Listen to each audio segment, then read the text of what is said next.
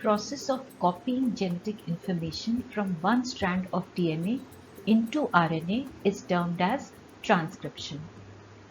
Here, like replication, a polynucleotide strand is being formed from another strand. So there are some similarities between replication and transcription, but there are some major differences too. First, the similarities. Both replication and transcription are based on the principle of complementarity.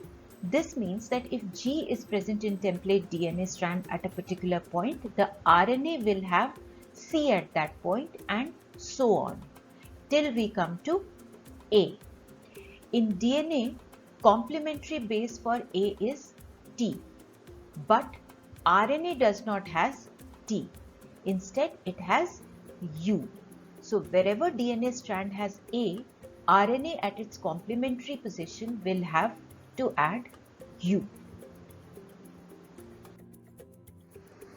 During replication, a DNA double helix unwinds, replication fork is created, and for the open portion, new complementary strand is synthesized.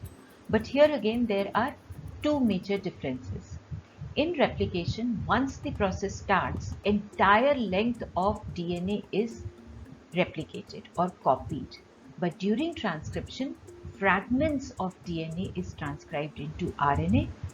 Not entire length of DNA is transcribed in one go. Why? The purpose of transcription is making RNA so that this RNA can form protein. In a cell, not all proteins are required at all times. So based on the need at that time, some specific proteins are only made. And the RNA required for only that protein is synthesized, and that is why we need to have specific boundaries from where the transcription is to start and where it has to end. This we'll do in the transcription unit. The next difference, during replication, both strands of DNA make their own respective complementary strand, but here in transcription, only one of the DNA strands acts as a template for RNA, the other one remains idle. The strand which makes RNA is known as the template strand, and the other one that remains idle is known as the non-template strand. Let's understand why this is so. There are two reasons for this. RNA is to code for amino acids, and you study that amino acids have a 3-letter codon which is read in one direction only. For example, AUG of RNA codes for amino acid methionine, but if you reverse the direction, you get GUA, which codes for valine, another amino acid. Now, the two strands of DNA are anti-parallel. So the RNA made from them will have codons in opposite direction. If transcription occurs on both strands like replication, one will make a different set of amino acids and the other will make a different set of amino acid. But we want only one set of amino acid. We are interested in only one which corresponds to the protein that we need. So the other set is a waste for us. In fact, it may not even join to form a proper protein. It may be complete nonsensical. So that is why only one of the DNA strands is transcribed, the template strand, and the other one is left idle. Now let's suppose the green strand is the template running in 3' to 5' direction. It will add complementary bases and form an RNA. Now you can see that the RNA formed is complementary to the template strand. And the non-template is also complementary to the template.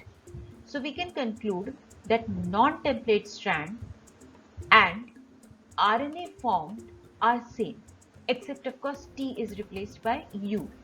So actually it is the non-template strand which is the one making sense and hence is known as the sense strand or the coding strand. the codons on this strand are exact copies of the mRNA that is created, and they will be making the amino acids. The RNA which is making the amino acid is exactly like the non-template strand, and that is why the non-template strand is known as the coding or the sense strand. The template strand is known as the non-coding strand or anti-sense strand. Now, all reference points while marking directions are therefore taken with respect to the coding strand or the non-template strand. Even though this strand remains idle, it does not participate in the transcription process.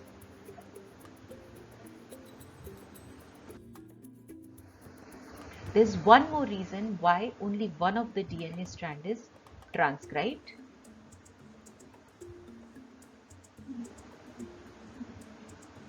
So, if double-stranded RNA is formed, all this RNA transcription will go waste. Now the enzyme for transcription, DNA dependent RNA polymerase. DNA dependent because the template used is DNA strand, and RNA polymerase because it is making RNA polynucleotide. Some characteristics of this enzyme. Transcription unit in DNA is defined primarily by three regions in the DNA. The structural gene is the one which is transcribed here and is the gene of interest. It is flanked by a promoter and terminator on its two sides. The promoter is present towards the 5' end of structural gene. Remember, we take all references with respect to coding strand. So, promoter is at the 5' end of the coding strand, and this is known as upstream. This is the direction from which transcription begins.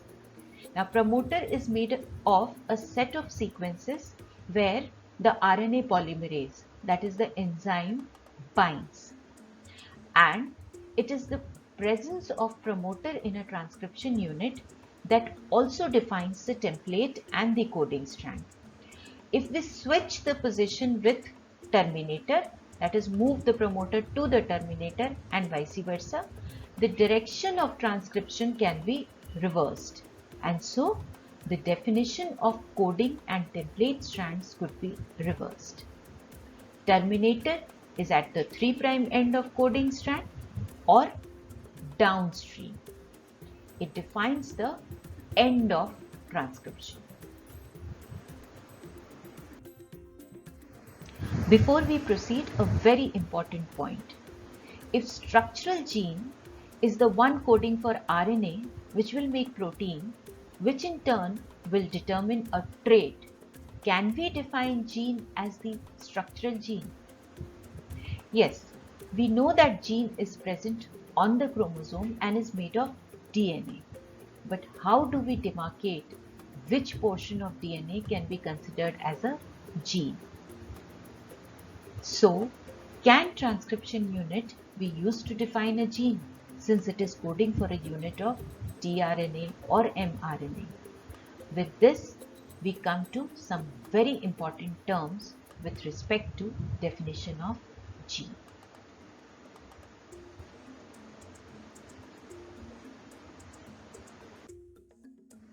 Cistron is a segment of DNA which codes for a specific RNA that forms a specific and complete polypeptide. This definition also includes the adjacent sequences, the promoter, the terminator, etc., which are required for gene expression. Now, by this definition, eukaryotic genes are monocistronic, which means that one set of sequence codes for only one polypeptide. In prokaryotes, the genes are polycistronic, which means the same set of sequence can code for two or more polypeptides. The monocistron in eukaryotes have few more differences from polycistron of prokaryotes. Monocystronic structural genes have interrupted coding sequences, or the genes are split into parts known as exons. Exons are the coding sequences. In between are non-coding sequences or interrupting sequences known as introns. During transcription, both exons and introns are formed in RNA. But in mature RNA, the introns are removed. So exons are sequences which remain in mature RNA. We'll see later how this is done. But for now, because of the presence of these introns or interrupting sequences, definition of genes gets complicated. Then there are also the regulatory sequences. They don't code for any proteins, just regulate the expression of other genes. Still, they are known as regulatory genes. So many complications are there in defining genes. Now let's just summarize.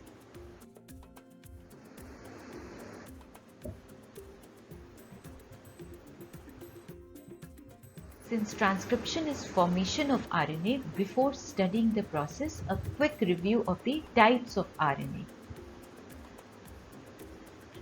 All these three types of RNA are synthesized by the same enzyme, DNA-dependent RNA polymerase in bacteria, but in eukaryotes, different enzymes are involved in synthesis of different RNA.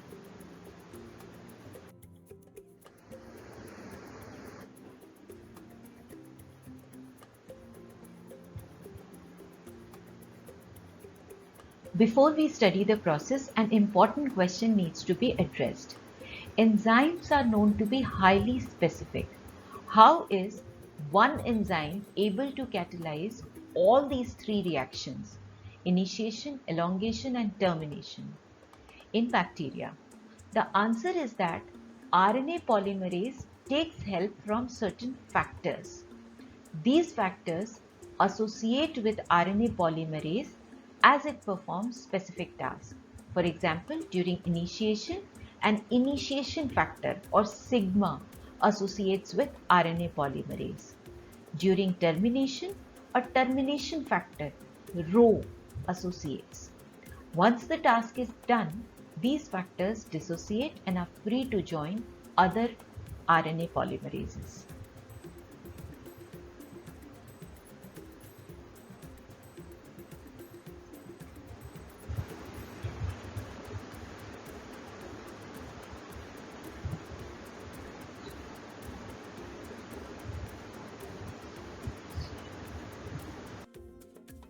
Now, since the prokaryotic genes are continuous, no post-transcription modifications are required.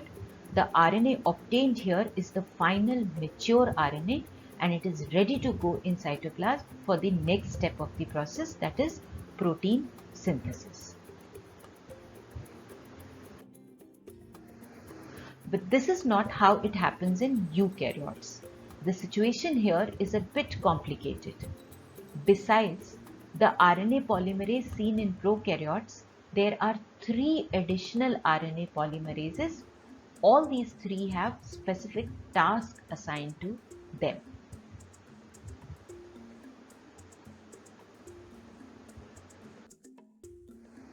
Initially formed RNA contains both exons and intron transcripts.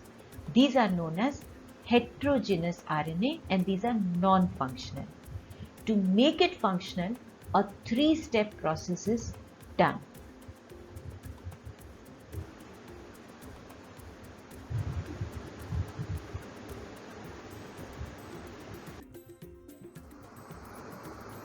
In splicing, the introns are removed and exons are joined in a defined order.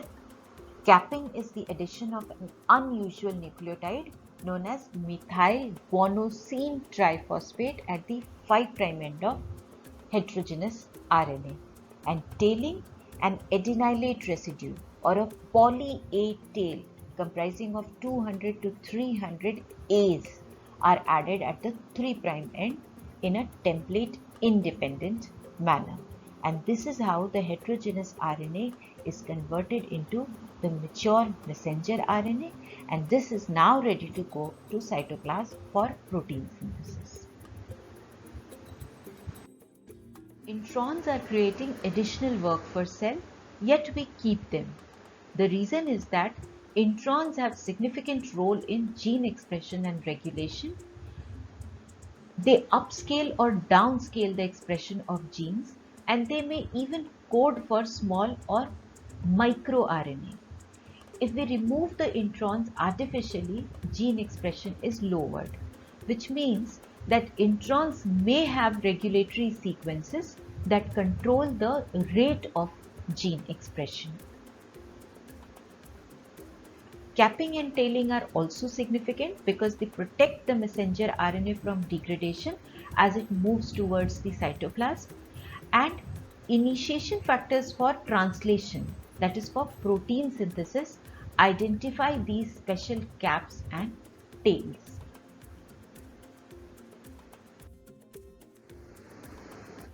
With this, we come to the end of this session. These are your questions for practice. Try solving them.